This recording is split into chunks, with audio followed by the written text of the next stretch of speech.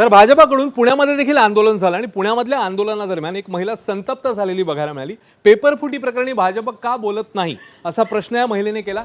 यावेळी भाजप पेपरफुटीबद्दल का बोलत नाही असा सवाल करण्यात आल्यावर पोलीस या महिलेला बाजूला घेऊन गेल्याचं बघायला मिळालं। आंदोलनादरम्यान पुण्यातले स्थानिक महिला संतप्त झाल्याचं चित्र बघायला मिळालं।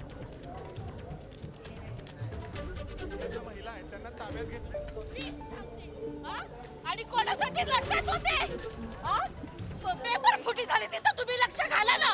तुम्ही तिथं लक्ष नाही घालता, भलत्या ठिकाणी लक्ष घालताय। भाजप कार्यकर्त्यांचं आंदोलन सुरू असताना या महिला या ठिकाणी घोषणाबाजी देण्यासाठी आल्या आणि पोलिसांनी या ज्या महिला आहेत त्यांना ताब्यात घेतलं। मला पक्ष बघायचा नाहीये, पण आज जर एवढं अख्खा देश लढतोय तर कोणासाठी लढतोय? आपल्या मुलांचं फ्युचर नाहीये, त्यांच्या स्वतःच्या मुलांचं फ्युचर नाहीये। राजकारण तुम्ही करताय, राजकारण दुसरं कोणी करत नाहीये। पक्षाचा प्रश्न येत नाही। बीजेपी सरकार करते काय?